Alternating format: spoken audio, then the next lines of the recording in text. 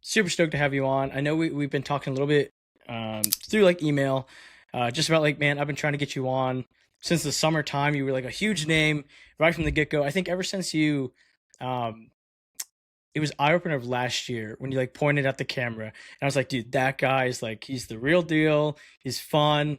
Um, and then obviously, man, just everything you've done, in track season and all the way up to this point have wanted you to come on. So I'm glad we were able to kind of work this thing out and get you on. I think you're kind of a big name. Everybody's been kind of waiting to see if you would ever come on here. So it's good to have you on, man. Um, I know you've seen a couple episodes before. Uh, I always started off like with new people coming on. I gotta know, man, like how'd you start? What's the story of like how'd you start running? Well, well, first of all, thank you for having me on. Yeah, it's been a mess trying to reach you. I know we had like coach changes, so it was probably pretty difficult. But starting running, it was a way back. So background, my dad was in the army, so he was served for our country, and I moved around a lot. But he was deployed a lot, and when he was home, we would, go on trips, adventures. We'd do like fun stuff, stay active. But when he was gone, my mom could not get us out of the house. So eventually she would like start being like, all right, to my brother and I, she'd be like, y'all gotta go out, you gotta run laps around like, our neighborhood or wherever. So that's kind of how it started. I want to say I was probably like 8 years old, 9 years old. So I started that, and then especially when COVID started, I would go like probably 4 or 6 miles every day. And then when I moved to New York, which is where I kind of started competitive running, that's when I had a coach, a teacher who was also a coach at the middle school. He was like, "You got to start running track, man." So seventh grade, I joined the middle school track team, and that's kind of how I started. So yeah, Dude, that's what's up, man. Definitely a unique story. I think, you're used to like hearing about like, played soccer, transitioned over, or something like that. Um, Getting you out of the house, that's good, and I'm glad you fell in love with the sport. It seems like at yeah. least. All right, hobbies. Gotta know. What are we doing? What are we doing outside of the crazy miles? Hobbies. A lot of my friends joke that my only hobby is running, but like honestly, I like we live in Pawleys Island, so we're like right on the water. I love being at the beach or on the river, going on the boat, and also Grand Strand area. I mean, it's big golf. I've been dipping my toes into golf, not that well, but it's been fun. And besides that, I like reading. I'm a big reader, so yeah. That's Oh, no, that's awesome, man. Yeah, I'm from Cocoa Beach, Florida, and I took the beach for granted growing up, for yeah, sure. And now, like, now that I have been so removed from the beach life, I always like anytime I go to like Charleston or like Myrtle Beach or anything, I'm always just like, oh man, I miss it so much. Um, so yeah, kudos to you, man, for getting out there and doing that.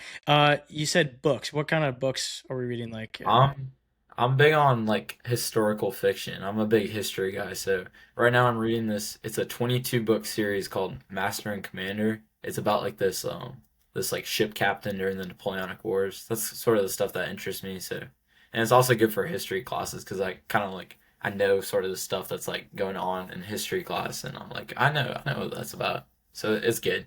Yeah. yeah, that sounds pretty cool, man. Again, kudos for all that. Um, I want to start. I know, like I was really big into talking about track in the summertime, Mm, um, and like not so recently because obviously the season started and that's always been like the main focus. But I do want to touch up on track season a little bit with you. mm, Um, I'm curious. Most people go for like the double at states. You went for the triple. The triple at states. What was that about? What went into that decision? Did you like? Because again, most people would be like, I'm a conserve for like one, maybe yeah. two if I really want to be like crazy, but like three.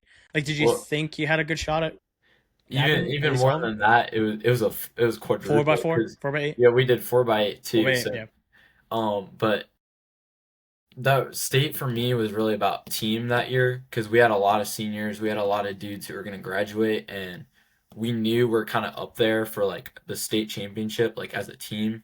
And so I was like, I'm going to running lane. I've already had great times this year, Carolina Distance Carnival, stuff like that. I was like, I got to do what I got to do for the team. So I was like, Coach, if you need me in whatever races, I got you. So it was a battle, I'll tell you what.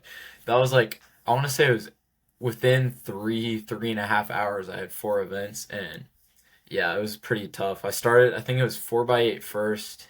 We got second. I had a pretty crazy kick. I think I ran faster in the 4x8 than the open eight. Split like a 158. And then we had the mile. Yeah, the mile. That was that was pretty tough too.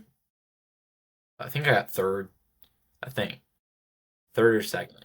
I don't honestly remember. It's been a while, but that was a good race. That was probably my favorite of the race. I just love the mile, so I always love going out and just. It was a sitting kick, but it was fun. The Greer boys, they're always fun to race with, and it was just good.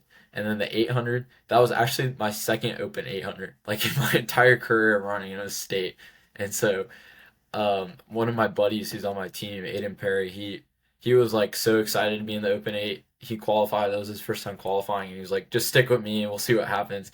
He was leading with 400 to go, and I was like, "What is going on?" And then this like wave of kids like comes behind me. Like I think I got like fifth. That was an interesting learning experience, let's just say. And then 2 mile by 2 mile, I could not feel my legs. That was a struggle. I was cramping, but I held on. I think I got fourth. It was all about the team points. I think I scored like 20 points in total for my team, so I was really glad that kind of got us over the edge, that in our 4x4 to win state for the team. So that was good. Yeah, man. I'm gonna be honest with you. Have not heard many student athletes like really doing something like that for the team. So again, I don't know why I keep saying kudos, but really, it's like kudos to you, man. Like that's honestly what like every college coach would want to hear, is like you're willing to just, hey, like you said, you had your PRs, they were great, but I'm willing to do this for the team here. That is huge. Um, in a sport because I think of obviously I think track's just different than cross country, Yeah. where it's like you really are looking at like the team aspect in cross. And if the individual thing comes, it's great. But I mean, your goal is to get that 1 point anyway. And Mhm. on the track side, it really is. It just always seems a little bit more individualized in a way.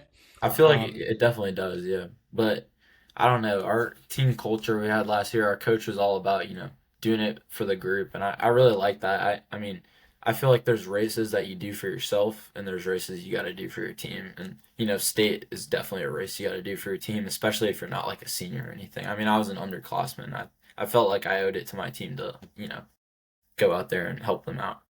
Yeah, true, man. And honestly, it speaks a lot about like your maturity level too, to 'cause knowing that like, hey, I do have years of of this left. I'm gonna have my shot to get a title. Um, Fast forward summer training. Walk me through that. What was that like this year? Did you see a big jump in like mileage, or was there things similar to last year, or what were the kind of changes to that? It was a big jump. So for context, for my between freshman and sophomore year, I joined CCG, run CCG. So I coached him, hooking me up with the workouts, and it was after freshman year. I felt pretty tired. It was pretty rough season on my body physically, so it was a lot slower ease in. But after states and running lane of this past year, it was straight into it, and I was going up. I think my peak week was 75 miles, so it was pretty high. I was averaging mostly like 60s, but I was just grinding it out every day. It was good training. I didn't have, for example, for between freshman and sophomore, I did have like an injury during the off season, and that did not help out.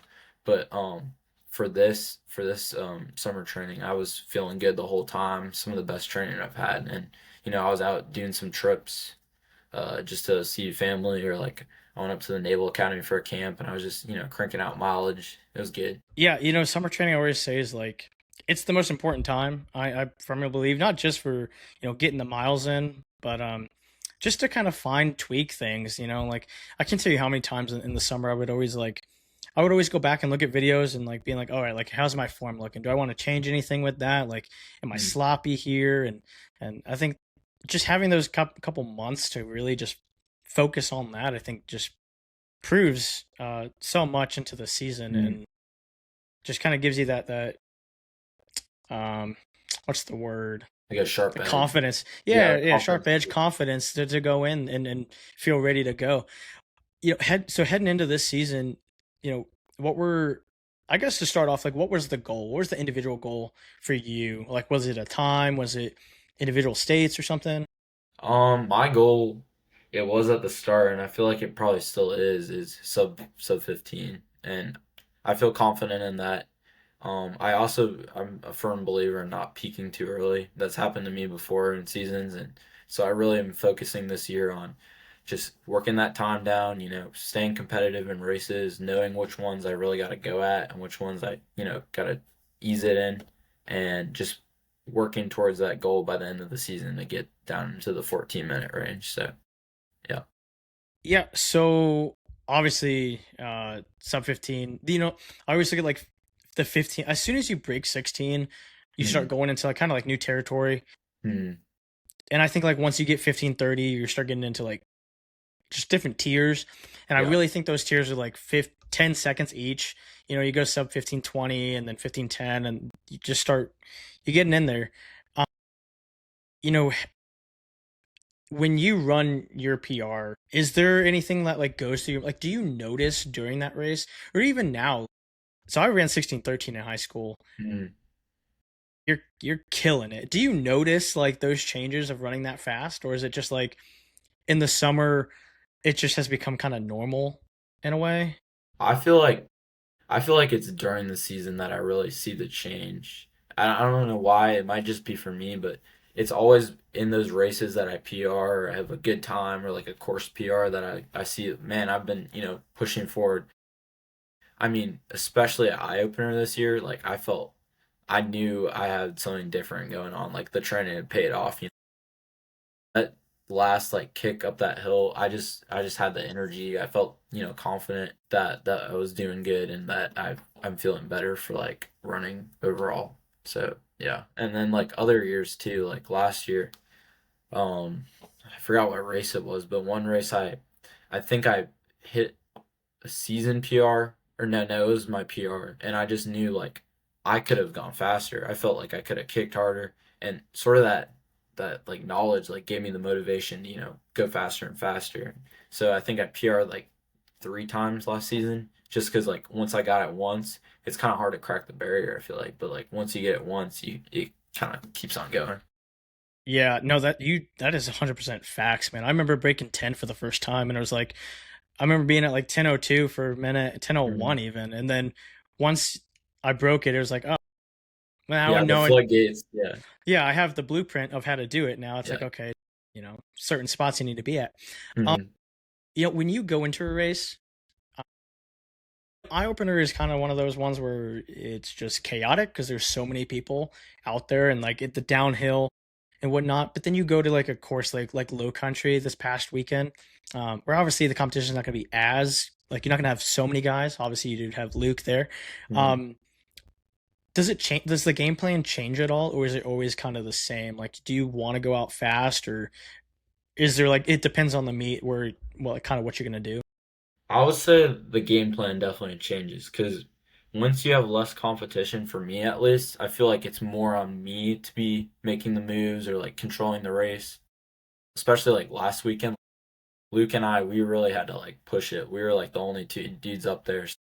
Compared to like Eye Opener this year, my game plan was just stay up at the front, stick with the GMC boys with the greenies up from Asheville, just see what happens.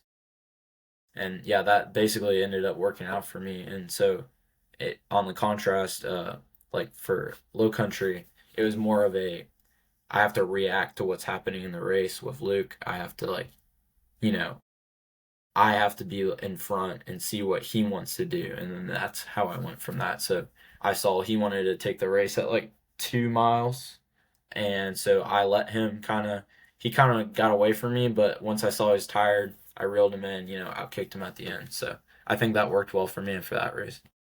Yeah, for low country, man, that course is so. That was my first time out there, Mm. and it's definitely not spectator friendly. So like, you really don't know what's going on until you guys kind of come out back out of the woods and what happened. Dude, in my eyes, I would think like, and this is just for me, but I think I would just like I don't know. I'm surprised you guys even kind of broke out early on, Hmm. because it is kind of like a cat and mouse game over like who's gonna go. You know what I mean? Like it's just Yeah. you two out there alone, essentially. Like, do you want to sit and kick? Do you like who's gonna do this race? What was going on out there? Like you said he gapped you a little bit, but I Yeah. mean, was it a lot or anything, or was that the plan? Like I'm just gonna sit on him for a minute, or were you not So ready to go? for context for the people who haven't raced low country, the back is like it's just a wind. There's a lot of roots, and it's basically a straight, and then you take a left, and then you kind of go back to where the start was. So we were on that really long, like windy stretch, and that was when he started pushing it. And what really happened back there was it was a lot of side by side racing. There was a lot of elbows in there. We were talking even. He was kind of like, "This is a long straight, man," and I was like, "Yeah, I know." Um, so it kind of kept on going back and forth, and then around two, where the coaches were, they were like, "Luke," his coaches and teammates were like, "Come on, Luke, let's pick it up." So he started picking it up, and I was tired to be honest at two.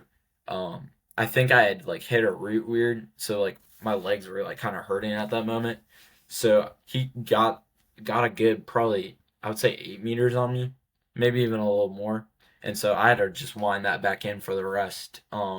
So once you go back onto that like the open area, I had closed the gap pretty much. My coach was like telling me to pick it up, so I had got in probably side by side with him, and then that's when we like closed pretty fast. So yeah. Yeah, that is it was interesting. It really was, but it noticing you guys like kind of get away from the whole pack right away it was just interesting. Because at first like too like I didn't know, like when I looked at the course map I was like, oh you know, is it a double loop course? And then to find out it's just like one huge loop. Mhm. I'm Yeah. like, oh my gosh, it, like just mentally you got to be a little drained just from running back there so much. Um, aside from aside from low country, but you could even go, you know, we could talk about eye opener, Mhm. just because it's so big. Do you hear a lot of the noise, like the crowd? Like, I mean, you said you heard your coach, but are you typically like those, the ears are like they're open, they hear your coach, you hear your parents or whatnot? I would say I am. It's not as much hearing kind of like specific people I know, but I hear people. I don't know if you've ever felt like that, but like I hear other people. I'm always like paying attention to my surroundings when I'm running because like I don't know. It's just how I run. I mean, I've had experiences where people almost like ran into me like from the crowd, like on a track race. So I guess I've been like always open like to what's going on around me since that. But I hear people like telling other kids to pick it up or like coaches like being like, this next part's tough. And I always like take the advice other people are getting and I kind of listen to that too. I mean, because my coach can't be everywhere at once and neither can my parents. So I'll take any coaching, even if it's from another team.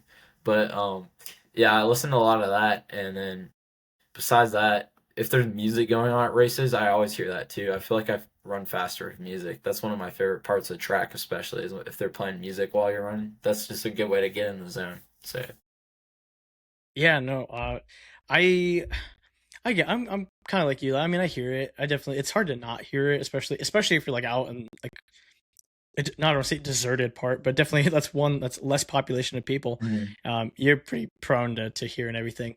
Um, now, you know, I obviously you said, you know, sub 15 is the goal for the season, Mhm. and obviously we haven't hit that yet, so I'm assuming that's still the goal. Yep. When you look at kind of the like couple meets coming up here, I mean, we are midway through the season, I would say Mhm. now. Where are you head to next? Next is Great American, so this weekend. Okay, so Great America. Wow. Okay, Yeah, I'm that's excited. a Yeah. big one. Have you Oh raced yeah. at Wake Med before? I have last year, and let's just say I did not run the course the night before. Yeah. That hill was Yeah. rough, but I'll be Yeah, ready you this know, and time. I feel it's like. crazy. Yeah, I know. So I was talking to Keller Brown the other Mhm. day, and you know, we were talking about that too. Like if you, it's one thing to just go out on a course and like you've run it before and you just, you know the things, the little things. Like it's like that Mhm. hill. Like you know that feeling of getting up that hill. Um is so huge. It's so beneficial to run it prior, especially in race format. Mhm. to be ready for the next one. And so like obviously going into this one, you know it's gonna hurt going up that hill to the final. You know over by the 2 mile, there's a pretty steep hill over Yeah, around there. there is. Yeah, yeah. Yeah. So like those things like to have them not sprung up on you, I'm sure is gonna help a lot this go around.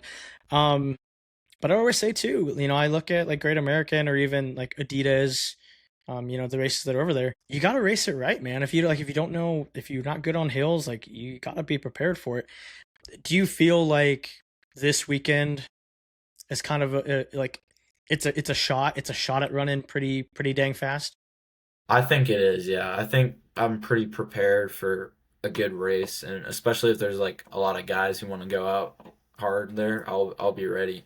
Um, I know Adidas they ran what was the number one, like a 15:12. I think we can get around there, maybe faster.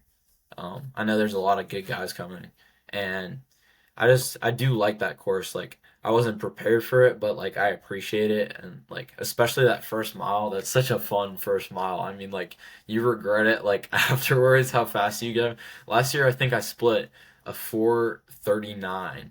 Like I don't know what I was doing. I was not smart racing last year. I was up with Marcel Manticon like before he ran like a 14:40. So this time I'm gonna run it smarter, I think, and feel like if I run it smart, I can do pretty well. So Yeah, that hill, the down. It's funny. So I before like I said, I grew up in Florida, but I lived in North Carolina for a while, and so the family we'd all go to Wake Mid and mm, do easy run there and whatnot, and get to run the course. And it's such a luxury when you're kind of live in the area to be able to do things like that. But I ran the community race at NXR mm, a couple of years ago on that course. It was the first time I ever ran it, and I was like, "Oh man, this downhill, I'm going so fast! Like, I'm gonna get a great time." And then going up it, I was like, "Oh my gosh, this is rough." yeah, And I and I ended up I ran like I think it was like 20 flat, so it was like so close to sub 20. yeah, Um, but I was just like, again, if you don't, you have to run it to know mm, the course. And but that first mile is so fast. Do you? It's gonna go out fast. Great American, you're gonna go out fast. There's gonna be because I'd be surprised if guys are not running sub 15 mm, this weekend on it. So I mean, you bring up a good point though to have that kind of like self awareness of like, hey, and this is something I kind of talked to Keller about. Is like having that self awareness to be like, I'm good and I can perform, but like mm, that is maybe just a little too fast right now. Is that how yeah. you feel, or do you want to be like in the mix, or just like maybe a couple seconds off the pack, the lead guys? I feel like I've come to learn that consistency is better than like a magnitude of like speed like varied throughout. And a lot of the time I feel like those top packs like they it feels like they're getting away from you or like one guy might be getting away from you, but as long as you keep it like consistent. Like I've had races, especially indoor at JDL, where I thought I was getting like gapped like crazy, but like by the end I was back up. But the fact that I was like, bouncing back and forth, I didn't have the energy to, get up there to the front. So that's one thing that I've been working a lot on is that bouncing. I feel like I'm pretty prone to it, like going between the two packs, like maybe the front dude and like the dude behind, or like I've just learned to like, I am where I am, keep it consistent, keep it going. And as long as I'm like staying consistently the distance of between myself and whoever's in front of me, I can stick, and keep on going. So that's kind of my goal is probably, oh, well, you never know about a race until it actually starts, is what I think. But once I get there, once I see what happens at the start of the race, I'll know where I need to be. So, yeah. Yeah, with Great American too, and I've told this story on here a couple times, but it's nice that it's now the week of Great American. But I had a buddy who we ran in the summertime together. He was a couple schools over, but we'd all go and train at this one park, like all a Mm, bunch of different teams in the summertime. And his PR, he was like a 1540s guy, 1545 range. His team went to Great American every year. He goes to Great American and just upsets everybody.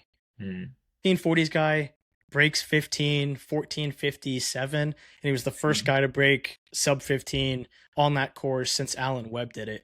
Um, and immediately just so it's like I always tell people is like it just takes one race.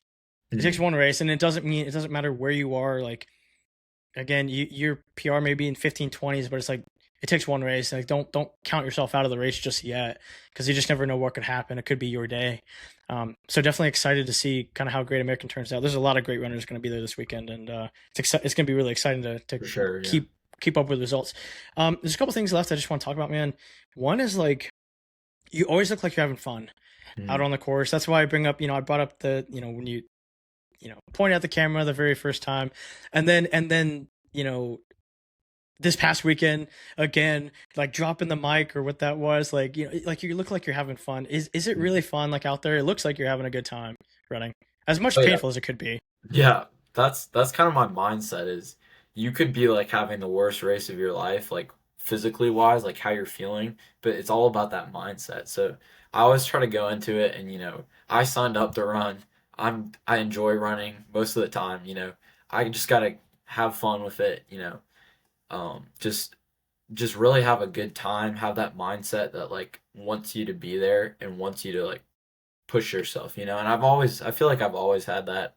I've always been prone to like hitting like some sort of celebration at the end or like during the race, like smiling or giving the peace sign to the camera.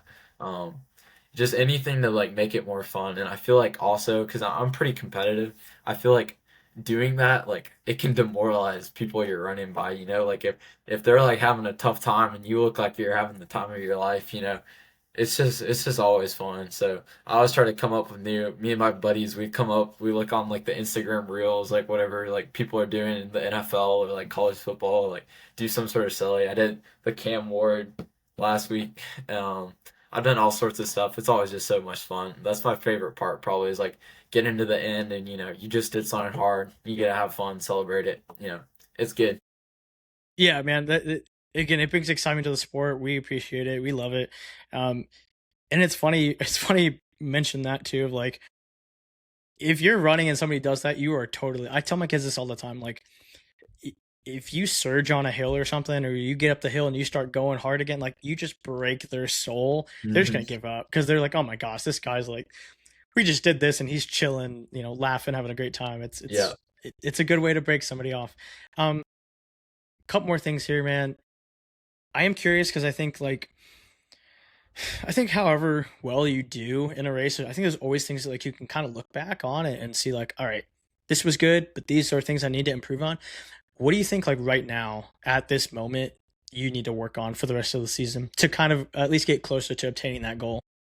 I would say there's probably like three things. So first of all, I mentioned earlier that like bouncing, like yo-yoing between packs, um, it might not be as much of a problem for like the smaller races, but especially for the bigger ones where there's, lots of dudes, whole different variety of like times.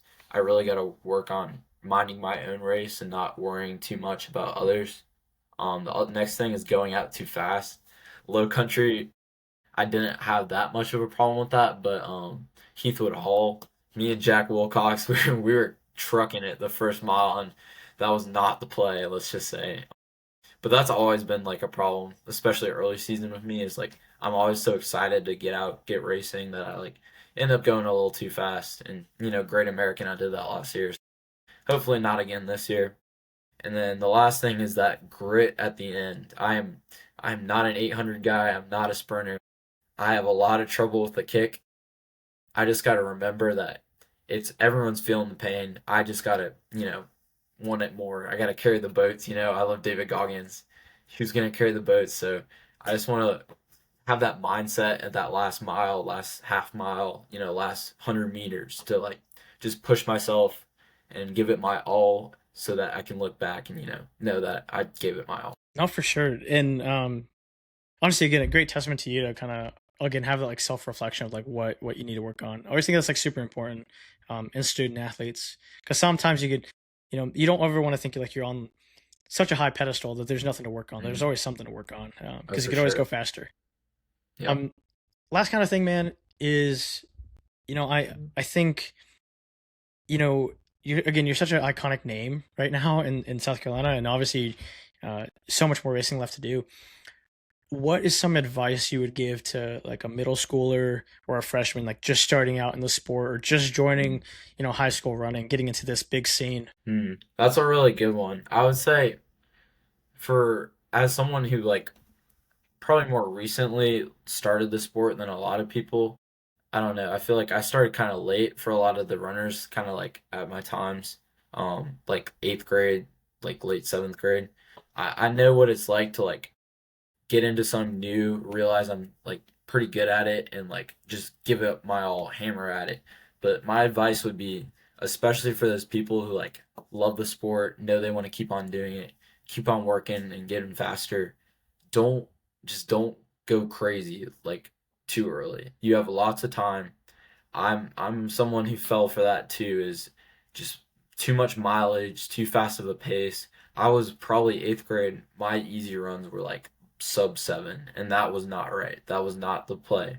Um, so I learned to ease it back, and I learned that take your easy days easy, hard days hard. They always say that. But above that, you got to understand that you have time and that you don't need to be anywhere that someone else is except for where you are right now. So like you don't need to judge yourself compared to someone else in your grade or like a grade above you. And go, man, they're running this time, they're running whatever. I need to be up with them. Everyone has their own path to like their success, and I feel like taking that path and really embracing your path is going to be a lot more effective for your own career, for your own longevity and health, compared to if you try to take someone else's path. Yeah. No, well said, man. Well said. And I know again, like we're all just wanting to, consistently make leaps and bounds forward, and um, it takes time. It definitely takes time, and it's not always going to happen overnight. And trusting the process. I think a lot of people say too. Um, hey, man, I appreciate you coming on. I got my daughter here now too, just coming in here. Um, but yeah, man, I appreciate you coming on, dude, and I would love to have Yeah. you back on. Definitely towards the end of the year. Hopefully, we're talking about a state title, and like I said, man, we'll be looking at Great American. And hey, sub 15 maybe happen right now. You bet. Thank you so much.